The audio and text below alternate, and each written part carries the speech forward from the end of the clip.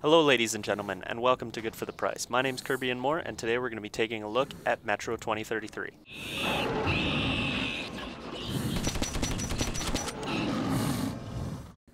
So the reason we're looking back today is because Metro 2033's sequel, Metro Last Light, is expected to release sometime in late April of this year.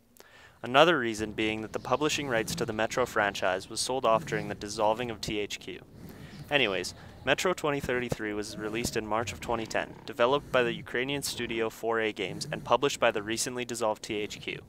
4A was founded by two former employees of GSC Game World, the studio that gave us the breakthrough post-apocalyptic shooter, Stalker: Shadow of Chernobyl. Metro 2033 received generally favorable reviews and is one of the pinnacle games in the survival horror genre.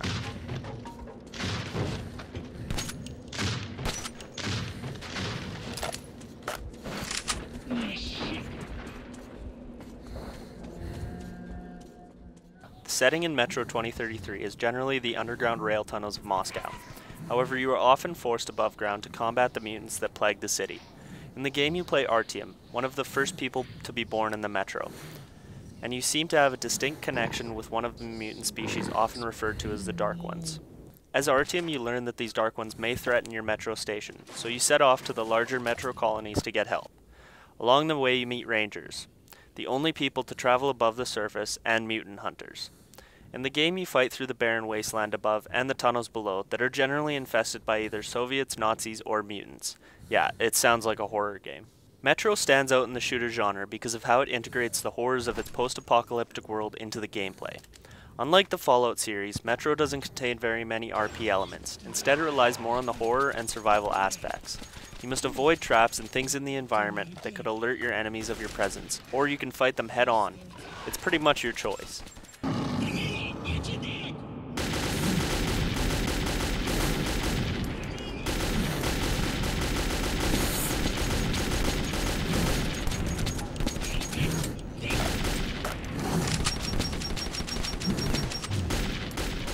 Metro creates an intense atmosphere that makes it almost unbearable to play in the dark.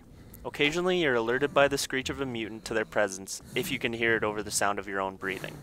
The need to change your gas mask's filter above ground truly brings in the feeling of survival. Even the lighting in the game is creepy. You can see shadows swinging in it and usually need to judge whether it's a piece of wood or a mutant. The game, however, does have its downfalls.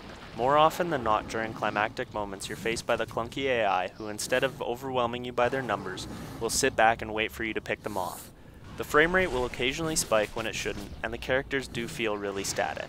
The story is super linear with very little, if any, ability to venture off and discover different things, and there isn't any multiplayer content or anything that gives you the feeling to replay the game.